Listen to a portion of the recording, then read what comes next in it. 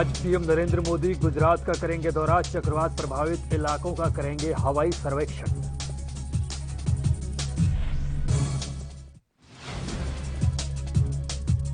दिल्ली के सीएम केजरीवाल की अपील के बाद बोले केंद्रीय मंत्री हरदीप सिंह पुरी, कहा सिंगापुर में पाए गए कोरोना स्ट्रेन पर सरकार की पूरी नजर। यूपी सरकार में मंत्री विजय कश्यप का कोरोना से निधन, गुरुग्राम के मेदांता में ली अंतिम सांस, सीएम योगी ने जताया दुख।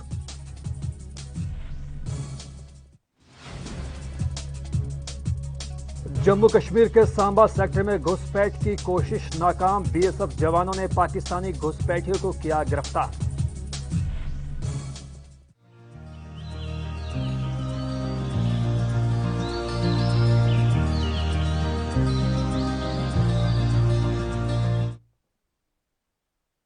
स्वागत है आपका नमस्कार भारत में, और मैं हूं आपके साथ जुबैर खान। पीएम नरेंद्र मोदी बुधवार को यानी कि आज गुजरात जाएंगे और वहां तूफान तौकते से पूरी तरह से प्रभावित हुए राज्य के कई क्षेत्रों का हवाई सर्वेक्षण करेंगे।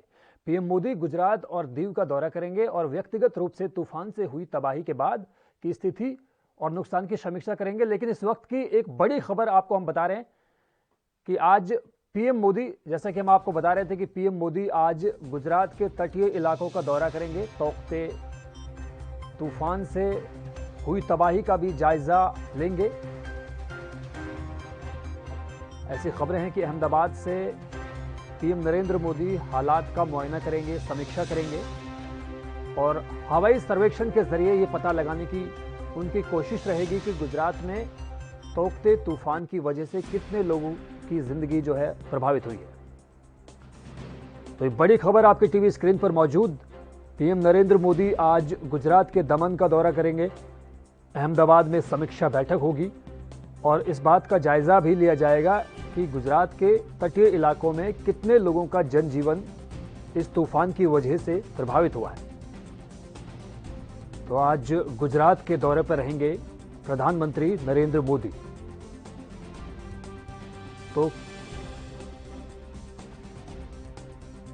तो यही एक बड़ी खबर आपके टीवी स्क्रीन पर मौजूद। पीएम मोदी सुबह 9:30 बजे दिल्ली से रवाना होंगे और उसके बाद भावनगर पहुंचेंगे, जहां से वो ऊना, दीव, जाफराबाद और महुआ का हवाई सर्वेक्षण करेंगे। बाद में प्रधानमंत्री अहमदाबाद में एक समीक्षा बैठक में भी हिस्सा लेंगे। तूफान तौकते की वजह से महाराष्ट्र और गुजरात दोनों ही राज्यों में भारी नुकसान की खबर है। दोनों राज्यों के कई जिलों में पेड़ और बिजली के खंभे उखड़ गए हैं। देर रात 185 किलोमीटर की रफ्तार से गुजरात के तट से टकराने के बाद तूफान तौकते कमजोर पड़ गया।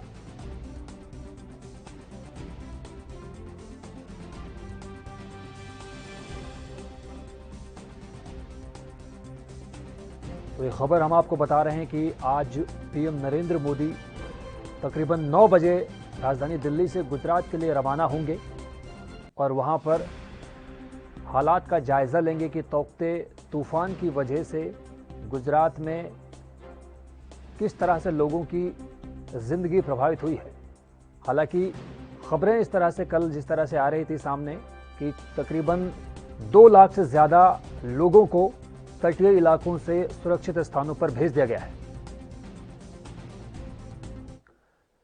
वहीं टूल किट को लेकर बीजेपी की तरफ से कांग्रेस पर लगाए गए आरोप का मामला अब तूल पकड़ता हुआ नजर आ रहा है। जुबानी जंग के बाद अब यह मामला पुलिस थाने पहुंचा गया है।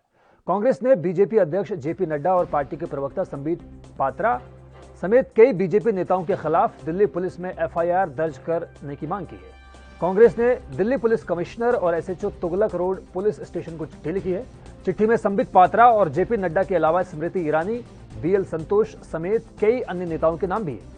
कांग्रेस ने पत्र में लिखा है कि इस शिकायत के जरिए हम जेपी नड्डा, संबित पात्रा, स्मृति ईरानी, बीएल संतोष समेत बीजेपी के कई नेताओं के खिलाफ एफआईआर दर्ज करने की मांग करते हैं। इन लोगों ने देश में अशांति और सांप्रदायिक अशांति फैलाने के मकसद से सोशल मीडिया के जरिए झूठी बातें फैलाई। शिकायत में यह भी कहा गया है कि संबित पात्रा, बीएल संतोष सहित बीजेपी के अन्य लोगों ने जेपी नड्डा के कहने पर एक जाली और मनगढ़ंत दस्तावेज तैयार किया। इतना ही नहीं, इसके लिए इन लोगों ने एआईसीसी रिसर्च डिपार्टमेंट का लेटर हेड भी तैयार किया।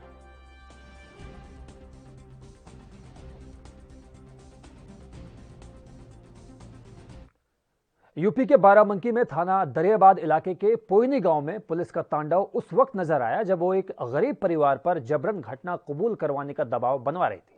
पीड़ितों का आरोप है कि पुलिस इस कदर उग्र थी कि उसने ना महिलाएं देखी, ना पुरुष न देखे और ना ही बच्चे, सबको बुरी तरह से पीट पीट कर लहूलुहान कर दिया। परिवार के मुखिया को थाने लाने के बाद पट्टों से जमकर उनकी पिटाई की गई। जब महिलाएं पुलिस से मिन्नतें करने पहुंची तो पुलिस ने उनसे छोड़ने की एवज में 20,000 रुपए की मांग रखी, साथ ही दोबारा जेल में बंद करने की धमकी भी दी। फिलहाल एएसपी ने जांच का आश्वासन दिया है। वैसा रहा कि अंगूठी हैरान रहे उनका, तो हमारा बच्चा जात रहा लड़का का बलावे खाते हैं और 8-10 जने रोड पर खड़े रहे। वो बच्चा हमारा दौड़ते जा रहा, बस लोग खेद लिहन, सब कोई तलाशी लिए लागे। तो हम जब चिल्लात देखा साहब तो हम दोनों लोग दौड़न, सब कोई बस साहब हुआ से आए, बस सब कोई कुंजी ताला हमारे हुए ले लिहिन, हमका दोनों लोग का हुए खड़िया दिहिन, घर का आवे नहीं दिहिन, बक्सा खोलिन से मुल्ला। कौन नहीं आने दे रहा था? वो कुर्मी। अच्छा। एक एक सामान से मुल्ला बक्सा के खोल दी, गेहूँ साहब पूरा दी, मुल्ला बक्सा के नीचे सब खोट डारी। हाँ साहब तके मारे शुरू की। हाँ इस चूहना से मारिन है। कौन मार रहा था? दरोगा। अच्छा।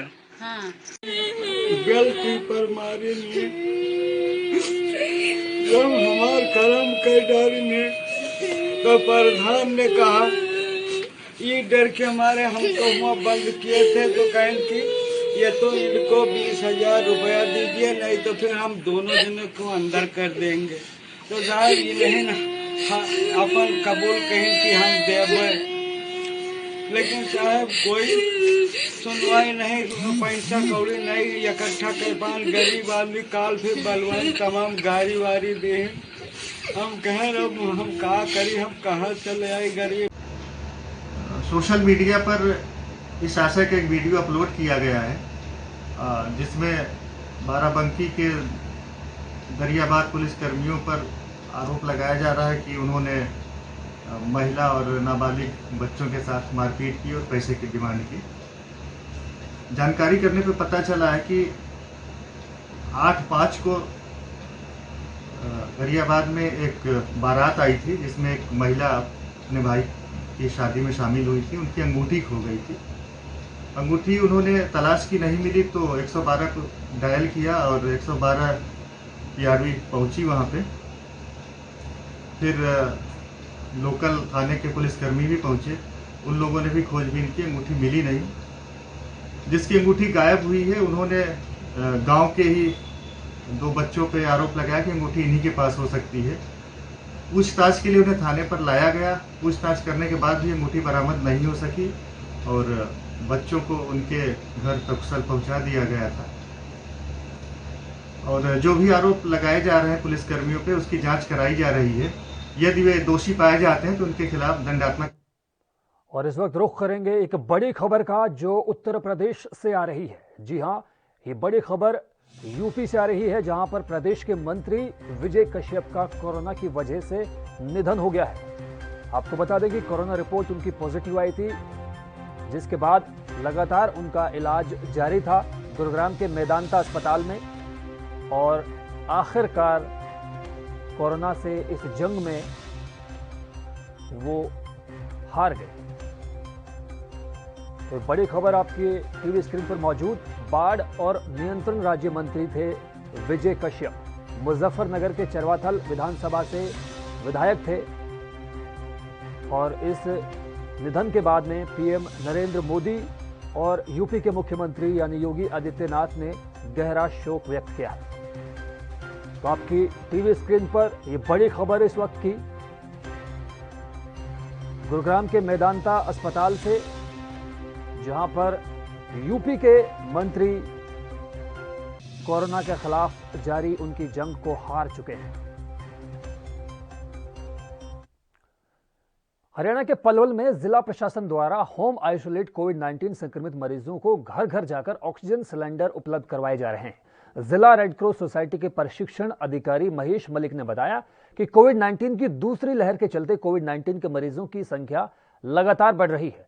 कोरोना वायरस महामारी से जूझ रहे लोगों को ऑक्सीजन सिलेंडर पहुंचाकर जिला प्रशासन द्वारा सराहनीय काम किया जा रहा है। उन्होंने बताया कि हरियाणा सरकार द्वारा बनाया गया ये पोर्टल लोगों के लिए फायदेमंद साबित हो रहा है। होम आइसोलेट मरीज पोर्टल पर जाकर अपना पंजीकरण करवा सकते हैं। जिले में पोर्टल के माध्यम से 185 आवेदन प्राप्त हो भी चुके हैं, जिनमें से 70 लोगों को डोर टू डोर जाकर ऑक्सीजन सिलेंडर दिए जा चुके हैं। वहीं उन्होंने लोगों से अपील करते हुए कहा कि कोरोना महामारी को फैलने से रोकने में जिला प्रशासन का सहयोग करें, सुरक्षित हरियाणा अभियान के नियमों का पालन किया जाए, मास्क लगाएं और सामाजिक दूरी का पालन किया जाए।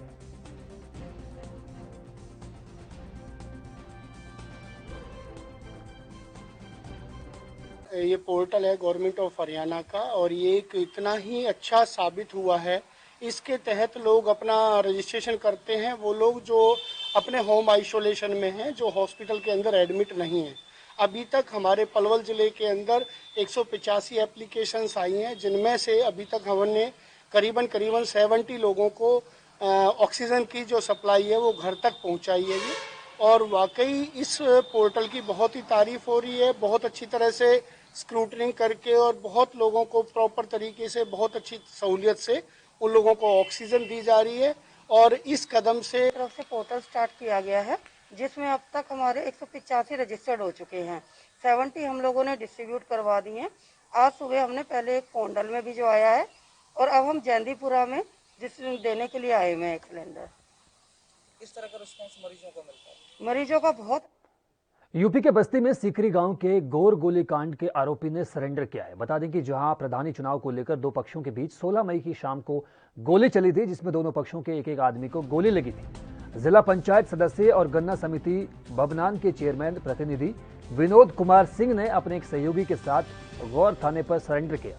साथ ही विनोद कुमार सिंह ने स्थानीय विधायक पर गंभीर आरोप लगाते हुए कहा कि स्थानीय विधायक के दबाव में मेरे ऊपर फर्जी मुकदमा दायर किया गया, प्रशासनिक दबाव भी बनाया जा रहा है।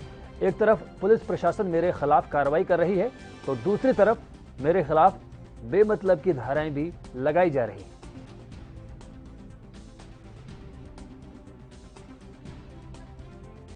माननीय मुख्यमंत्री जी व बस्ती के कप्तान साहब और अधिकारियों से मेरी मार्मिक अपील है कि मुझे न्याय दिलाएं। पुराने मुकदमे के आधार पर माननीय कप्तानगंज विधायक हमारे विरोधी सुखपाल सिंह, उनके परिवार व दीपक शुक्ला को मिला करके 3 वर्षों से मुझे फर्जी मुकदमे में फंसाने व मेरी हत्या कराने का खंडन कर रहे हैं, जिसकी सूचना मैंने समय समय पर मुख्यमंत्री जी सहित सारे अधिकारियों को लिखित रूप से दिया है। लेकिन चूंकि वो इतने प्रभावशाली हैं कि तो उनके प्रभाव में कोई मेरी बात सुनने को ही नहीं तैयार है। पूरे चुनाव मुझे फर्जी मुकदमे में फंसाने के लिए तमाम दरखास्तें दिलवाया विधायक जी ने, जिसको स्थानीय प्रशासन जानता है, उसकी जांच कर चुका है और मामला फर्जी पाया गया है। मुझे जेल में बंद कराकर मुझे चुनाव लड़ने से पंचायत का वंचित कराना चाहते थे। उनके प्रत्याशी की मैंने जमानत जब्त करा दिया, जिससे गुस्सा करके वो मुझको और मेरे परिवार को तभी से हत्या कराने व फर्जी मुकदमे में फंसाने का पूरा खंडन कर रहे थे। इसी कर बस्ती से बड़ी खबर आपको बता दें, जो अभी कुछ दिन पहले जो सिकरी चौराहे पर गोलीकांड हुई थी पंचायत चुनाव को लेकर के, आज पंचायत चुनाव के गोलीकांड के मुख्य आरोपी विनोद सिंह ने थाने में आत्मसमर्पण कर दिया है। आपको बताते चलें कि पंचायत चुनाव के मद्देनजर अभी 3 दिन पूर्व विनोद सिंह के समर्थकों के द्वारा गोली एक युवक को मारी गई थी, जो उसके मुंह को चीरते हुए आर पार हो गई थी। आज विनोद सिंह ने खुद थाने में पहुंचकर एक समर्पण अपना कर दिया है और उन्होंने एक वीडियो भी जारी किया है अपना, जिसमें उन्होंने कप्तानगंज के विधायक के ऊपर फर्जी मुकदमे में फंसवाकर उनका एनकाउंटर करवाने का आरोप लगाया है। अब देखने वाली बात यह होगी कि विनोद सिंह के साथ पुलिस का रवैया कैसा रहता है और विनोद सिंह के साथ पुलिस क्या रुख अख्तियार करती है। कैमरा पर्सन नौसिन खान के साथ तौफीक खान, एनबी न्यूज, बस्ती। ने 162 टीमों का गठन गांव में संक्रमण जांच के लिए किया है। इन टीमों में ग्राम सचिव पटवारी गांव में बीमार व्यक्तियों के टेस्ट करवा रहे हैं और पॉजिटिव मिलने वाले व्यक्तियों को स्वास्थ्य विभाग द्वारा इलाज करवाया जा रहा है। गांव में 47 आइसोलेशन सेंटर बनाए गए हैं, जहां पर ग्रामीणों का इलाज किया जा रहा है। दादरी में लोहारू रोड स्थित राधा स्वामी सत्संग में 500 बेड के हॉस्पिटल पर विचार किया जा रहा है। कंटेनमेंट जोन ड्यूटी मजिस्ट्रेट अपनी ड्यूटी पर आ रहे हैं और स्थिति पर नजर बनाए हुए हैं।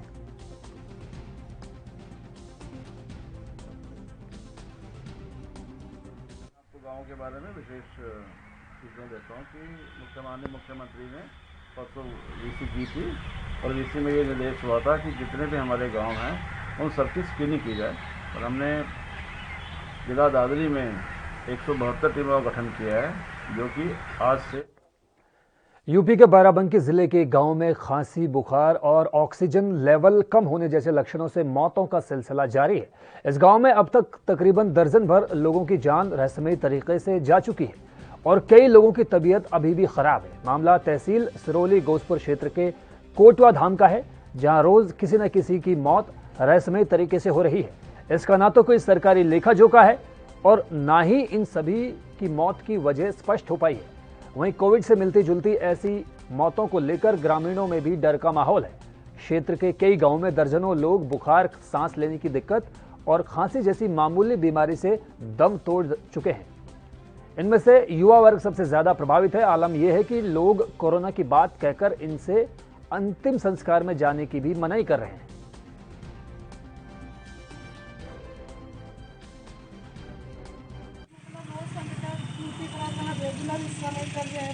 जी वहीं से बीमार हो गया है। फिर जब हम 2 दिन भर्ती कराए ना वो स्टाफ बाराबंकी में उस दिन जो ना दिन में का जो पर्ची उची काटी जाती है मतलब टिकट वाली उस दिन मशीन दिन में और फिर 27 के 26 भर्ती करवा 27 के वो मतलब भर्ती हुई थी। उसके बाद में ये जो है 27 के उनका कोविड वाली जाँच चल रहा है। यहीं से आया, अपना बुखार आया और हम लोगों ने 10-15 दिन मतलब किया, जान में भी पता चला थोड़ा कोविड छू गया था हल्का। तो इलाज कराया आपने? जी इलाज करवाया, प्राइवेट करवाया था और फिर हिंद में भी करवाया था। हिंद अस्पताल में 1 दिन 1.5 दिन में वहीं पर 2:30 बजे रात को सोमवार को। अभी 10-11 लोग आकस्मिक निधन हुआ है जो बीमार भी नहीं थे, उनको फीवर आया, ये इस तरह के सिम्टम्स हुए, उसके बाद में इस तरह की कैजुअलिटी 10-12 लोगों की हुई पूरी ग्राम पंचायत में। सरकार कह रही है कि घर घर जाके टेस्टिंग कराना, क्या टेस्टिंग अभी तक नहीं? आज ये शुरू हुआ है। वैसे बीच में भी टीम आई थी एक बार, लेकिन अब बता रहे थे। लेकिन कल हम लोगों ने वो बात की जब जो प्रभारी हमारे हैं CSP के, तो उन्होंने बताया कि हम आज टीम भेजेंगे। अभी हरियाणा के अंबाला में हरियाणा विद्युत प्रसारण निगम के नेतृत्व में वैक्सीन कैंप लगवाया गया, जिसमें सैकड़ों विद्युत कर्मचारियों ने भाग लिया। इस दौरान श्री दीपक शर्मा XCN साहब ने कर्मचारियों को वैक्सीन लगवाने के लिए प्रोत्साहित किया। इस कैंप में सोशल डिस्टेंसिंग का खास ख्याल रखा गया और स्वास्थ्य विभाग की टीम ने भी काम को सुचारू रूप से किया। गौरतलब है कि कोविड के दौरान स्वास्थ्य और पुलिस विभाग की तरह बिजली विभाग भी लोगों की सेवा में डटा हुआ है। इसी के साथ सरकार के दिशा निर्देश के मुताबिक अब विद्युत विभाग के कर्मचारियों को भी वैक्सीन लगवाई जा रही है।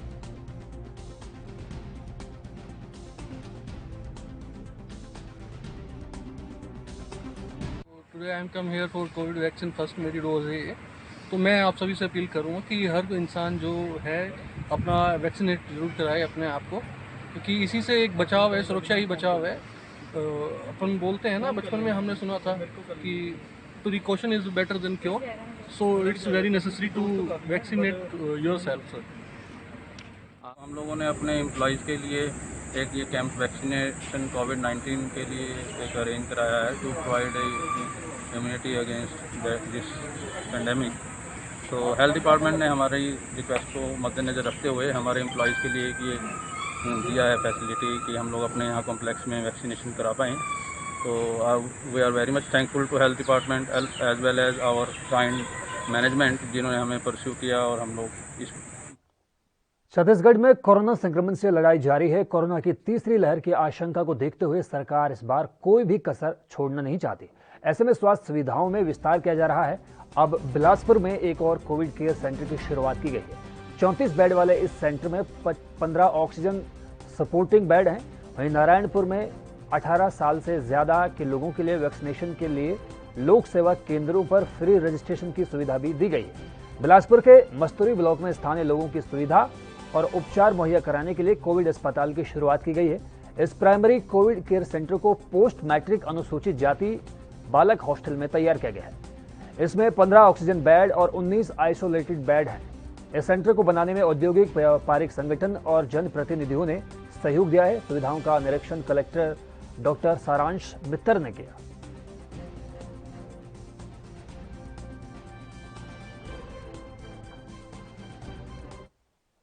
और इस वक्त की बड़ी खबर आ रही है जम्मू कश्मीर से। जी हां, इस वक्त की बड़ी खबर जम्मू कश्मीर से आपकी टीवी स्क्रीन पर मौजूद। सांबा में घुसपैठ की एक कोशिश नाकाम हो गई है।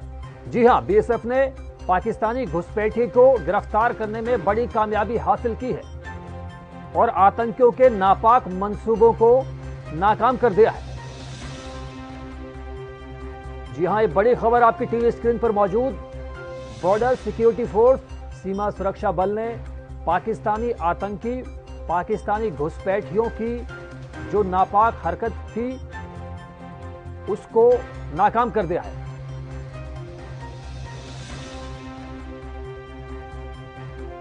सांबा में घुसपैठ की एक बड़ी कोशिश बीएसएफ के द्वारा नाकाम की गई है। बीएसएफ ने पाकिस्तानी घुसपैठियों को गिरफ्तार कर बड़ी सफलता हासिल कर ली है। तो बड़ी खबर, इस वक्त घुसपैठियों को घायल हालत में बीएसएफ ने दबोच लिया है। अब उसको इलाज के लिए अस्पताल में एडमिट करवाया गया है।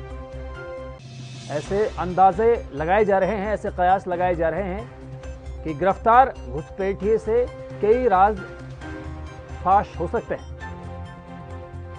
तो जम्मू कश्मीर में आतंकी लगातार अपनी गतिविधियों को, अपनी नापाक हरकतों को अंजाम देने से बाज नहीं आ रहे, लेकिन देश के वीर जवानों की जांबाजी के चलते उनकी एक नहीं चल रही है। और उसी की एक बड़ी और ताज़ा मिसाल आज सांबा से सामने आई, जहां पर घुसपैठियों की धरपकड़ के बाद बीएसएफ ने एक बार फिर ये साबित कर दिया कि यकीनन वो ही हैं देश की सीमा के प्रहरी। हरियाणा के फरीदाबाद में सूचना और जनसंपर्क भाषा विभाग हरियाणा सरकार की तरफ से पत्रकारों के टीकाकरण के लिए विशेष टीकाकरण कैंप का आयोजन किया गया, जिसमें पत्रकारों ने अपना टीकाकरण करवाया। वहीं रैपिड कोरोना टेस्ट की सुविधा का भी पत्रकारों ने लाभ उठाया। इस अवसर पर फरीदाबाद के उपायुक्त और सिविल सर्जन मौजूद रहे।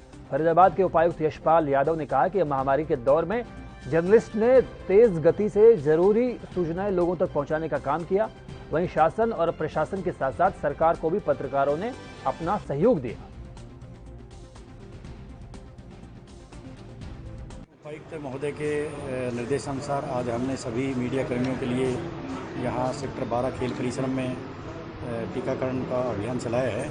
और जैसा कि उपायुक्त महोदय ने बताया है कि आप लोगों ने भी फ्रंटलाइन वर्कर की तरह फील्ड में रह करके और कोरोना के बीच में रह करके और लोगों को सही समय पर सटीक जानकारी आप लोगों ने दी है। और बचाव के तरीके क्या हैं, हमारी बेड पोजीशन क्या है, अन्य खबरें जो भी पब्लिक के लिए ज़रूरी थी वो सभी आप लोगों ने कवर की हैं। और एक सकारात्मकता का संदेश पब्लिक को आप सभी ने हमेशा दिया है, जिससे पब्लिक का मनोबल भी बढ़ा है, सबल बढ़ा है। और इस कोरोना की लड़ाई में हम जो लड़ रहे हैं उसमें आप लोगों का भी जो सहयोग है उसकी बहुत ही भूरी प्रशंसा हम लोग करते हैं। मैं सभी लोगों का धन्यवाद करता हूं। सबसे पहले तो उन्होंने कोविड के समय के अंदर लोगों तक ज़रूरी सूचनाएं बहुत तेज़ गति से पहुंचाई हैं और सूचनाएं समय पर पहुंचाने से लोगों को बहुत सारा फ़ायदा हुआ है। सरकार को आप लोगों ने सपोर्ट किया, जिला प्रशासन को आपने सपोर्ट किया है और माननीय मुख्यमंत्री जी ने इसीलिए सभी पत्रकार बंधुओं को भी वैक्सीनेशन के आदेश दिए हैं। तो इसी क्रम में फरीदाबाद के जितने भी हमारे पत्रकार साथी हैं उनको वैक्सीनेशन का यहाँ स्पेशल एक कैंप सीएमओ साहब की तरफ से लगाया गया है। तो हेल्थ डिपार्टमेंट इस तरह से इंडेप्टेड है, जिला प्रशासन इंडेप्टेड है और उसी वजह से हम आपको भी सपोर्ट करना चाहते हैं ताकि कोविड के समय में लोगों को सूचनाएं पहुंचा के जो मदद की उसका कुछ। मध्य प्रदेश के सागर शहर में अचानक तेज हवाओं के साथ जोरदार बारिश हुई। बारिश के वजह से कुछ मकानों की दीवारें गिर गई और पेड़ और होल्डिंग्स भी धराशायी हो गई। मौसम विभाग ने सागर में ऑरेंज अलर्ट घोषित किया है। तेज हवाओं की वजह से शहर में बिजली गुल हो गई। तोकते तूफान का असर सागर जिले में भी नजर आ रहा है। सोमवार को भी जिले में तेज हवाओं के साथ बारिश होती रही। शहर में बूंदाबांदी के साथ तेज हवाएं चली, लेकिन ग्रामीण इलाकों में भी झमाझम बारिश हुई। बारिश के कारण जिले के खरीदी केंद्रों में गेहूं भीगने की जानकारी भी मिली है। रविवार की देर भी सागर जिले में कई ग्रामीण इलाकों में जोरदार बारिश हुई थी। जिले में समर्थन मूल्य पर गेहूं की खरीद भी प्रभावित हुई है। कुछ खरीदी केंद्रों में अनाज खुले में रखा हुआ है।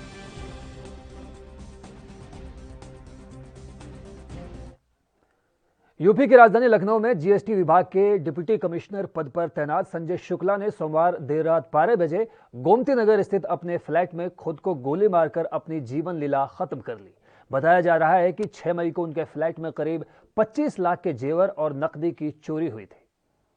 17/5/21 को समय करीब 11 बजे से संजय शुक्ला जी की मृत्यु हो गई। वो सरियो अपार्टमेंट में रहते थे। प्राप्त जानकारी के अनुसार करीब रात्रि 10 बजे वो अपने घर पे गए। घर पे उनकी पत्नी थी और उनका एक ड्राइवर और उनका लड़का मौजूद था। करीब 11 बजे उनकी पत्नी वॉशरूम में गई और अचानक गोली चलने की आवाज़ आई। जब वो बाहर निकल के उन्होंने देखा तो संजय मृत पड़े हुए थे और उनको गोली लगी हुई थी। उनकी एक लाइसेंसी रिवॉल्वर थी, वो भी पास में ही पड़ी हुई थी। अपार्टमेंट के लोगों द्वारा उनको लोहिया ले जाया गया और पुलिस को सूचना दी गई। पुलिस मौके पर पहुंची और डॉक्टरों ने उन्हें लोहिया में मृत घोषित किया। घटना के क्या कारण है इसकी अभी स्पष्ट जानकारी नहीं हुई है। इसकी जाँच की जा रही है, छानबीन की जा रही है। तो फिलहाल नमस्कार भारत में बस इतना ही। मुझे दीजिए इजाजत, लेकिन एनबी पर खबरों का सिलसिला लगातार जारी है।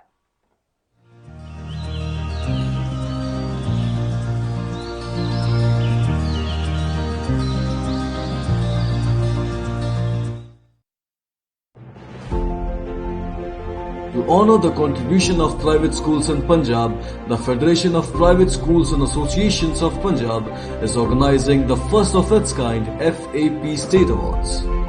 The awards are aimed at rewarding private schools across Punjab excelling on variant parameters from infrastructure, teaching quality, cleanliness, facilities and more. The award categories are